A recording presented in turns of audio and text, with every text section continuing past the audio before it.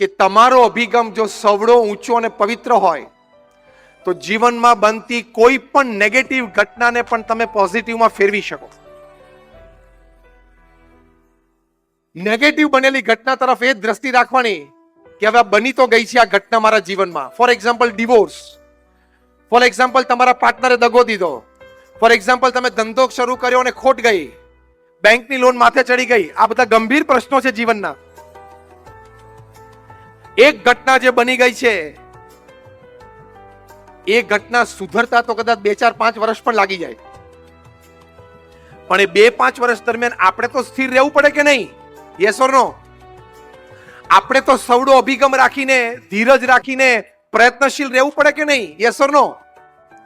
તો કોઈ પણ નેગેટિવ ઘટનામાં તમે અભિગમ જો સવડા રાખશો તો ચોક્કસ તમે સ્થિર રહી શકશો. અને સ્થિર રહેશો તો હમણાં જે વાત કરી મેં સુનિલ ગાવસ્કરની, ઘણી બધી આંતરિક શક્તિઓ બહાર આવી જશે. કેવા ગંભીર પ્રશ્નો, એનાથી આગળ કેટલી બધી જીવલેણ કટોકટીમાંથી લોકો બહાર આવી ગયા છે. એના પ્રમાણમાં તો આપણે અહીંયા બેઠા છે, આપણી નાની મોટી મુશ્કેલીઓ કોઈ હિસાબમાં નથી, કોઈ ગણતીમાં નથી. એકવાર એક વ્યક્તિ સ્ટેજ ઉપર, એકવાર એક વ્યક્તિને નોકરીમાંથી કાઢી મૂકી પોતાની જાતને ક્રિએટિવ ડિરેક્ટર તરીકે ઓળખાવતા હતા. 7 જોબમાંથી એમને રિજેક્ટ કર્યા, 7 કંપનીએ, કે તમે ક્રિએટિવ છો જ નહીં, તમને ડિઝાઇન આવડતી જ નથી, તમને ગ્રાફિક્સ આવડતું જ નથી. તમને 2 જ વર્ષના ગાળામાં 7 કંપનીમાંથી 7 માલિકો કાઢી મૂકે, માણસનો આત્મવિશ્વાસ તૂટી જાય ને. 28મી તારીખ હતી, ગેરેજમાં બેઠેલા, ખિસ્સામાં $5 હતા. 2 દિવસ પછી ભાડાનું ઘર ખાલી કરવાનું હતું. 2 દિવસ પછી ક્યાં જવું, ક્યાં રહેવું, શું ખાવું, એનો પ્રશ્ન હતો. એવો પ્રશ્ન તો આપણે બેઠામાંથી કોઈને નથી ને. પણ એમને આત્મવિશ્વાસ હતો. જો એમનો અભિગમ એમના પ્રત્યે બદલાણો નહોતો, એમના અભિગમનું ઘડતર એના 7 જે કંપનીના માલિકો એમને કાઢી મૂકેલા એને નહોતો કર્યો. ભલે એ લોકોએ મને કાઢી મૂક્યો, એ લોકો મને ન સમજી શક્યા, પણ મને આત્મવિશ્વાસ છે કે મારામાં ક્રિએટિવિટી છે જ. એ અગત્યની વાત છે. તો એક ઉંદર ટેબલ ઉપર ચડ્યો, એમના કોફીના મગમાં આમ ચાંચ બોળી, પીવાનો પ્રયત્ન કર્યો, બાજુમાં બ્રેડનો પીસ હતું એ ઉપાડ્યું, એટલે એમને મજા આવી. પણ જો અભિગમ સવડો હતો તેમાંથી મોટો વિચાર સ્ફુર્યો. હવે એ વખતે નેગેટિવ અભિગમો કે મારું શું થશે, કેમ થશે, હવે 2 દિવસ પછી હું ક્યાં જઈશ, એમ કહીને રડવા માંડે. તો રડવાથી, ફ્રસ્ટ્રેશન અને ડિપ્રેશન લાવવાથી તો કાંઈ નથી થવાનું. ઉલટાનું you are going to lose your life. પણ એ વખતે થશે. હું થોડી ધીરજ રાખું, થોડી હિંમત રાખું, કાલ સવારે ઉઠીને કોકને મળું, કોકને ત્યાં જવું, ક્યાંક કામ શરૂ કરું, એવા સવડા વિચારો કરો. આમને એમ થયું કે આ ક્રિયા ઉંદરની મને બહુ આનંદ કરાવી ગઈ. એમાંથી વિચાર આવ્યો, can I show the same act of this mouse to all the children of this world, entertain them and make big money? એટલે આ જે ઉંદરની ક્રિયા મેં જોઈ, મને આનંદ આવ્યો. દુનિયાના બધા બાળકોને આ ઉંદરની ક્રિયા હું દેખાડી, બાળકોને આનંદિત કરી અને એમના માતા પિતા પાસેથી બહુ મોટા પૈસા કમાઈ શકું. આ વિચારમાંથી જન્મ્યું the most famous character of motion picture, Mickey mouse. અને વ્યક્તિનું નામ હતું વોલ્ટ ડિઝની. ડિઝની વર્લ્ડ અમેરિકામાં થયું, યુરો ડિઝની થયું, જાપાન ડિઝની થયું. એક નાની ક્રિયામાંથી, અભિગમ સવડો હતો તો નાની ક્રિયામાંથી, હું ઘણી વખત વાત કરું છું કે અહીંયા દરિયો નજીક છે, દરિયામાં જેટલા પાણીના ટીપા છે ને એટલા ધરતી ઉપર કરોડો રૂપિયા છે, કારણ કે કરોડો વિચારો છે. એ પકડતા આવડવા જોઈએ.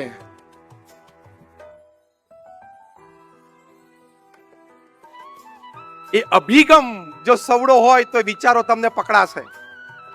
એકવાર રેલવે સ્ટેશન ઉપર એક એન્જિનિયરિંગ સ્ટુડન્ટ બીજા વર્ષમાં ભણતો તે ઉભેલો. સવારે એને બસ પકડીને પોતાની કોલેજ જવું હતું. એ વખત એને જોયું કે એક યંગ લેડી, 28-30 વર્ષની ઉંમરના કોઈ લેડી હશે બાય, એના નાના બાળકને, 5-6 વર્ષનો બાળક, એને આમ ઉતાવળે લઈને સ્કૂટી ઉપર આવ્યા અને આમ પહોંચ્યા ત્યાં તેની સ્કૂલ બસ આવી ગઈ. સ્કૂલ બસ પણ ત્યાંથી જ આવતી હશે. એટલે આ પરિવાર અંદર ક્યાંક સોસાયટીમાં રહેતા હશે, ત્યાંથી રોજ એની માતા આ નાના બાળકને બસ સ્ટેન્ડ સુધી લઈ આવે. અને ઉતાવળે આમ એના બાળકને પકડી સ્કૂટર સ્ટેન્ડ ઉપર ચડાવી ઉચકીને કંડક્ટરને હાથમાં આપ્યો કે બેટા ધ્યાન રાખજે, જો તું પડી ના જઈશ, બરોબર બેસી જજે.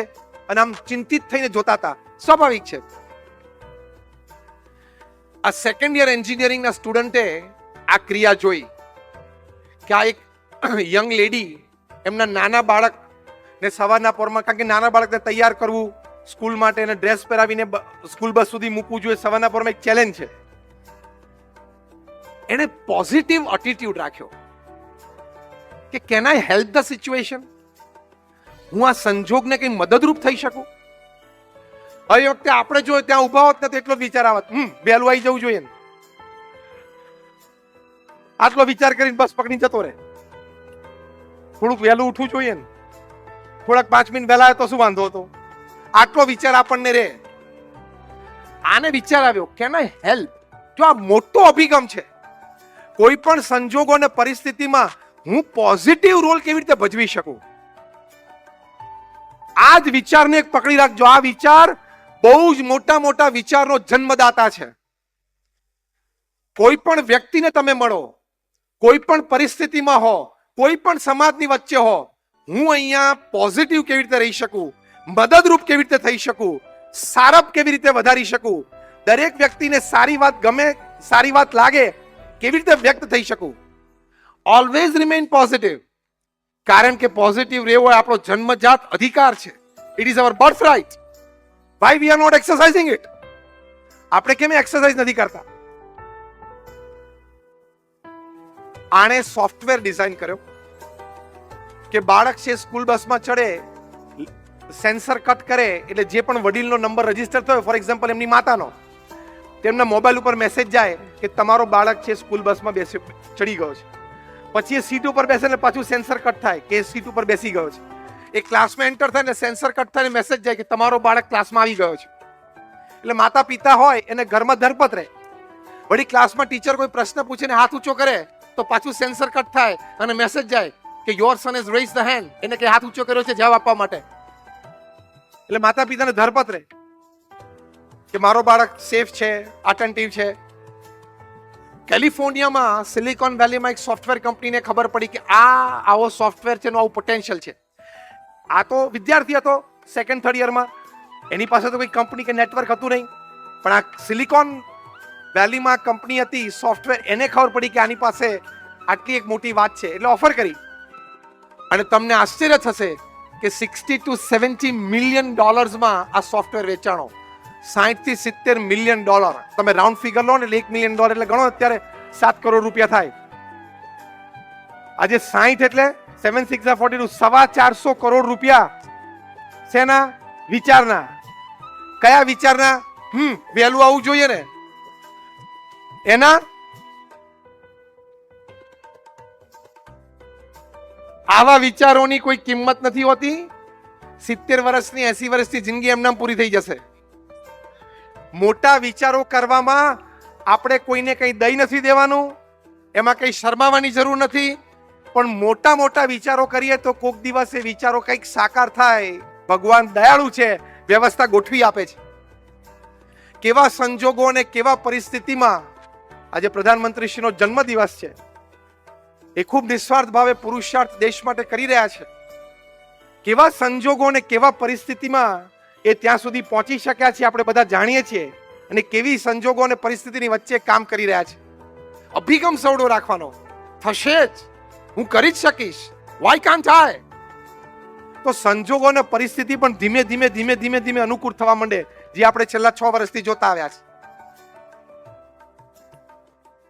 તો જો આ વિચારોની કિંમત છે, એટલે રોજ સવારે ઉઠીને મોટા વિચારો કરવા, સામાન્ય વિચારો જ ના કરવા, એ મોટો અભિગમ છે. અને એ અભિગમથી પ્રગતિ થાય છે, એ અભિગમથી સફળતા પ્રાપ્ત થાય છે. અને જો અભિગમ સવડો નહીં હોય તો વ્યવસ્થા સારી હશે, અનુકૂળતા કરી આપશે, પરિવાર, સમાજ કે સરકાર કોઈ પણ તમને સારી સવલતો આપશે, પણ તમારો જો અભિગમ સવડો નહીં હોય ને તો એ સારી સવલતોની વચ્ચે પણ તમારી પ્રગતિ નહીં થાય, અથવા તો બીજા શબ્દમાં બોલીએ તો દૂરદર્શા એવી ને એવી રહેશે. આપણને સ્વચ્છ ભારત માટેનો આદેશ છે, આ આપણી જીવન ભાવના બની જવી જોઈએ કે મારાથી કઈ કચરો નખાય જ નહીં. આ સુરત શહેર તો તમે 85-90 સાલમાં જુઓ, કદાચ તમારામાંથી 90% જન્મ્યા નહીં હોય. બધા વડીલોએ જોયું છે, અમે પણ જોયું છે. એટલી બધી ગંદકી હતી આ શહેરમાં, પણ એક વ્યક્તિને સંકલ્પ થયો કે સુરતને મારે સ્વચ્છ કરવું છે. સાહેબ નામ યાદ આવે છે ને? કમિશનર સાહેબ ડોક્ટર રાવ. ડોક્ટર રાવે એ વખતે સંકલ્પ કર્યો. સુરતમાં ભારે ઘડે કેટલો બધો રોગચાળો ફેલાતો, એમાં વળી 3-5 વર્ષે એક વખત તાપી છલકાય અને પાણી બધું બહાર આવે ને પ્લેગ ને ફ્લડ્સ ને બધું. પણ ડોક્ટર મિસ્ટર રાવ કમિશનર હતા, એમણે SR રાવ એમને સંકલ્પ કર્યો અને ઘણા બધા નીતિ નિયમ પણ બહુ કડક લાવેલા છે. તમારા ઘરની બહાર જો કચરો દેખાય તો તમને દંડ. તમારા ઘરની બહાર જો કચરો દેખાય તો તમને દંડ. કે દરેક પરિવારજન છે ને અડધો કલાકે બારણું ખોલીને બહાર જોવા આવતા, કઈ છે નહીં, કોઈ બીજો નાખી ગયો તો આપણે દંડ આવે. જાગૃતિ. હવે તમે એ વખતે વિરોધ કરો કે ભાઈ આવો કડક કાયદો શું કામ? મારા ઘરની આગળ તો કોઈ પણ બીજો કચરો નાખી જાય તો મારે દંડ ભરવાનો? તો હમણાં જે મુખ્યમંત્રી શ્રી વાત કરી કે ભાઈ દંડ માટેનો હેતુ નથી, એ તો એક વ્યવસ્થા તંત્ર છે. અભિગમ એ છે કે આપણને સ્વ જાગૃતિ આપે. તો અહીંયા પણ એ વખતે પણ સુરતવાસીઓ વિરોધ નહીં કરેલો કે આવો કાયદો તમે ક્યાંથી લાવ્યા, પણ બધા એમને સહકાર આપ્યો. તો આજે સુરતની સ્વચ્છતા 85-90 સાલની દ્રષ્ટિએ જુઓ તો કદાચ 500% ને 1000% કહેવાય એવી સ્વચ્છતા આજે છે. તમે આ પેઢીએ કદાચ એ વખતની દૂરદર્શા ઓછી જોઈ હશે, અમે તો જોયેલી છે. What I mean to say કે જે સમયે સમાજ કે રાજ્ય એટલે કે સરકાર જે પણ વ્યવસ્થા આપે એમાં ભળી જવું, સવડા અભિગમથી ભળી જવું. અને સવડા અભિગમથી ભળશો તો ચોક્કસ નાનું મોટું કામ થશે જ. એટલે આપણે જે આજે પ્રતિજ્ઞા લીધી છે એ આપણો મોટો અભિગમ છે. ટ્રાફિક માટેના પણ નાના મોટા જે કાયદાઓ છે એ આપણા સારા માટે છે. તમે આજે ટાઈમ્સ ઓફ ઇન્ડિયાનું પહેલું પાનું વાંચજો. હું આજની વાત કરું છું, ગઈકાલની નહીં, આજની 17 સપ્ટેમ્બર 2019 નો મંગળવાર. આજે ટાઈમ્સ ઓફ ઇન્ડિયા ભારતનું સૌથી મોટું ન્યૂઝપેપર, એનું national page front line front news ઉપર જોજો, આંકડો લખેલો છે કે 2018ની સાલમાં 43,600 ને સમથિંગ એટલા લોકો એ હેલ્મેટ નથી પહેરી એટલે એક્સિડન્ટમાં મૃત્યુ પામ્યા. ટાઇટલ પેજ ઉપર આજે ન્યૂઝ છે. સબટાઇટલમાં લખ્યું છે કે જે 2017ની દ્રષ્ટિએ 21% વધારો છે. 2017 કરતા 2018માં હેલ્મેટ વગર મૃત્યુ પામ્યા હોય એક્સિડન્ટના લીધે, એમાં 17% વધારો. તો 2019માં વધે કે ના વધે? તો હેલ્મેટનો કાયદો બરોબર છે. અમારા વડીલ સંત છે સદગુરુવર્ય પરમ પૂજ્ય ડોક્ટર સ્વામી સાધુ સ્વયં પ્રકાશ દાસ, એમને તો ખૂબ લખાણમાં, અમારા મેગેઝિન્સમાં, ખૂબ સભાઓમાં આ હેલ્મેટની વાત કરી છે. અમારા કાર્યકર્તાઓ અને હરિભક્તોને પ્રતિજ્ઞાઓ લેવડાવી છે. કારણ કે અમે પણ BAPS સંસ્થાએ કદાચ 8 થી 10 અમારા બહુ જ આગેવાન કાર્યકરો એ હેલ્મેટ નથી પહેરી એટલે મૃત્યુ પામે એવી રીતે અમે ખોયેલા છે. તમને પણ નાના મોટા તમારા સગાવાલામાં મિત્રમાં ક્યાંક અનુભવ થયો હશે. આ 43,000 વ્યક્તિઓ જે હેલ્મેટ વગર મૃત્યુ પામી ગયા વર્ષે ભારતમાં, એમાંથી લગભગ, મને એક્ઝેક્ટ આંકડો ખબર નથી પણ એ પણ ટાઈમ્સ ઓફ ઇન્ડિયામાં જે પહેલા પાના ઉપર લખેલો છે, લગભગ કંઈક 12-13,000ની આજુબાજુનો આંકડો છે. એ તો પિલિયન રાઇડર હતા, પાછળ બેઠેલા, ચલાવતા નહોતા વાહન, એટલે પાછળ બેઠા હોય એને હેલ્મેટ જરૂરી છે. આગળ વાળાને તો છે જ, પાછળ વાળાને. હવે તમે જો આ ટ્રાફિકના કાયદાનું પાલન ન કરો, તમે એમ થાય કે અહીંથી ત્યાં જ જવાનું છે ને શું થવાનું છે. પણ accident is a second issue. સેકન્ડમાં શું થઈ જાય છે ખબર નથી પડતી. એટલે અભિગમ જ્યારે આપણે ચેન્જ કરવાનો છે આજે, કે આવા કાયદા નીતિ નિયમ એના પ્રત્યે સવડો અભિગમ રાખો કે બરોબર જ છે, સાચા જ છે ને મારે પાલન કરવાનું જ છે. પ્રમુખ સ્વામી મહારાજ અમારા ગુરુ જે BAPS સંસ્થાના સર્વે સર્વા હતા, 65 વર્ષ સુધી આ સંસ્થાના પ્રમુખ રહ્યા અને લગભગ એ અંતર્ગત 45 વર્ષ આધ્યાત્મિક ગુરુ રહ્યા. 95 વર્ષની ઉંમરે હમણાં જ 3 વર્ષ પહેલા એ સ્વધામ પધાર્યા. એ કાયમ એક સરસ વાત કરતા કે નીતિ નિયમ સિદ્ધાંતના ભોગે કોઈ દિવસ કોઈ પ્રવૃત્તિ કરવી નહીં. નાનામાં નાની ક્રિયામાં નીતિ નિયમ સિદ્ધાંતને હંમેશા પ્રાધાન્ય આપવું. એમાં આપણી સુરક્ષા રહેલી છે, એમાં આપણું ઉજળું ભવિષ્ય રહેલું છે.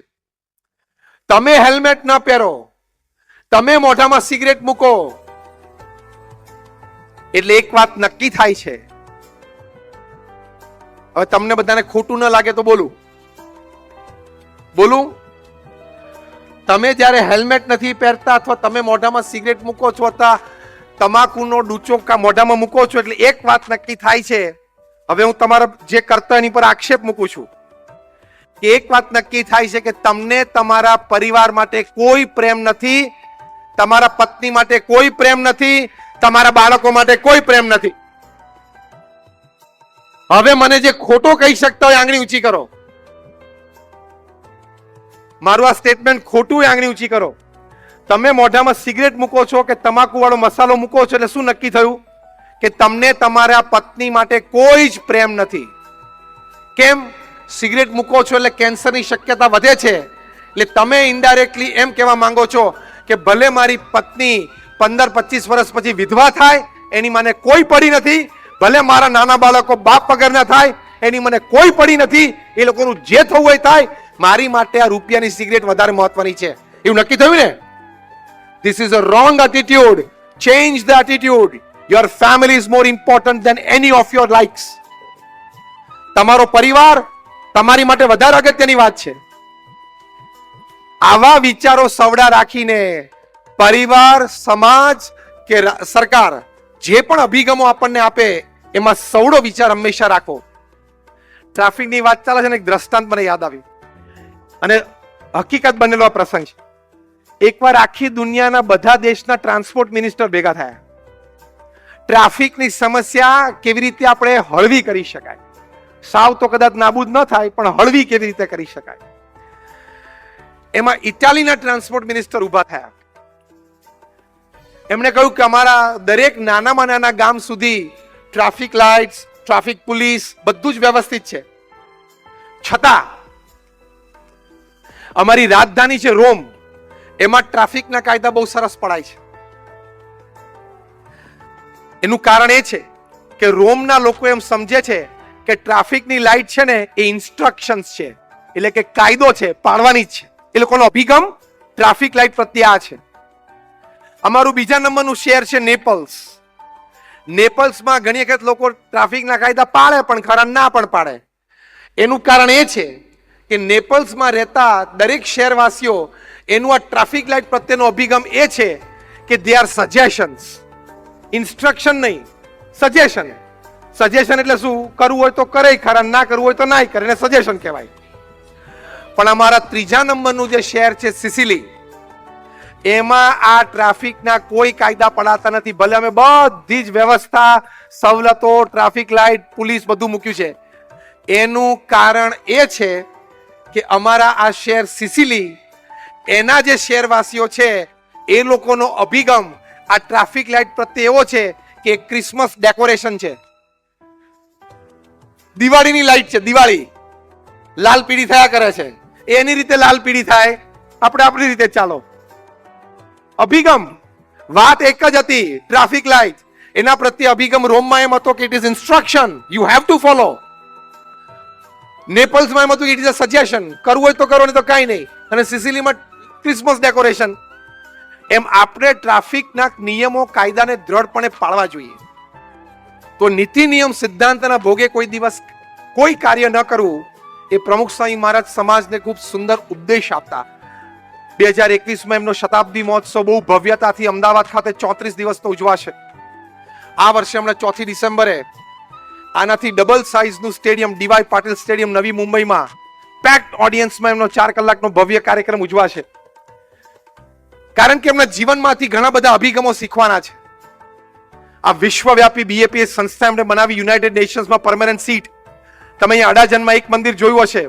આવા એક એક મંદિરોથી હજારો લોકોના જીવનમાંથી વ્યસન છૂટ્યા છે, હજારો પરિવાર તૂટતા બચ્યા છે, હજારો પરિવારમાં બાળકોને સંસ્કાર અને શિક્ષણ પ્રાપ્ત થયા છે.